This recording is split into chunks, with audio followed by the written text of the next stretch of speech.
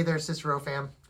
I am sure that you're all anxiously awaiting for some news about what our plans are for our worship gatherings here in the near future, as the governor has issued some changes in restrictions, a series of stages for reopening everything.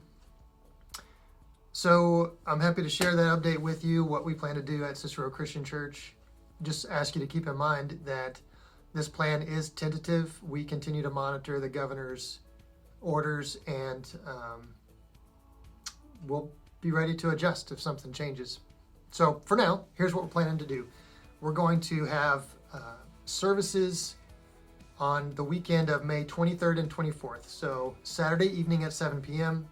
and Sunday at 9 and 11. And we're adding a service because we're going to limit these services to 100 people each, including children, staff, volunteers. That's total. We're going to limit each of those services to 100. So we're going to ask you to register for the service that you plan to attend so that we know who to expect and we can keep the number down and we don't have to turn anybody away at the door. Instructions on how to register for those services will be available very soon.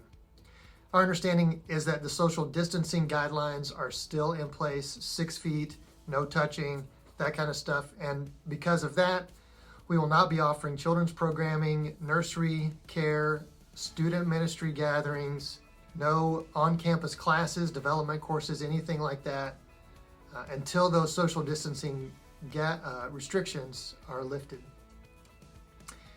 And we're going to ask that everybody honor those social distancing guidelines when they come to the worship gatherings. No handshakes, no hugs, no shoulder touches, and we encourage you to wear a mask. Also, the governor is still recommending that those who are 65 and older stay home. And so we'll continue to live stream our services so that if you stay home, you should be able to continue to participate from home online. So when you arrive, we'll have hand sanitizing stations available, and between our services, we'll be wiping down with antibacterial wipes all the surfaces that are touched, door knobs and the fronts of the pews and all those things. I know it sounds like a lot of rules. I get it. It's a little crazy.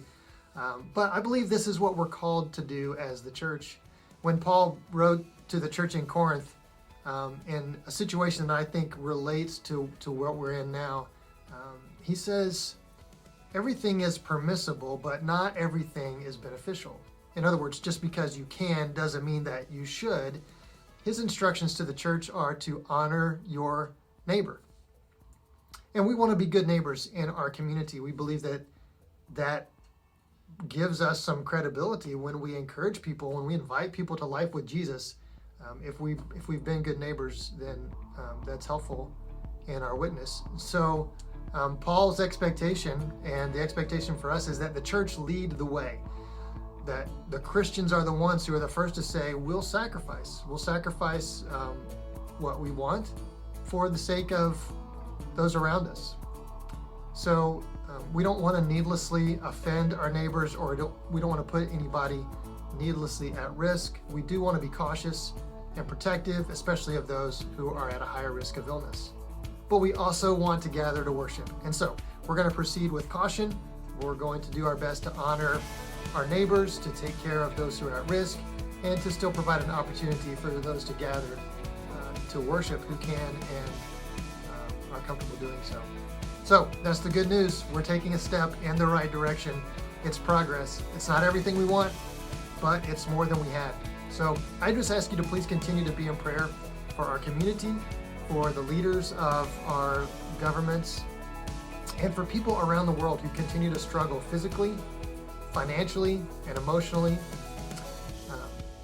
Support our frontline workers and be patient and be kind.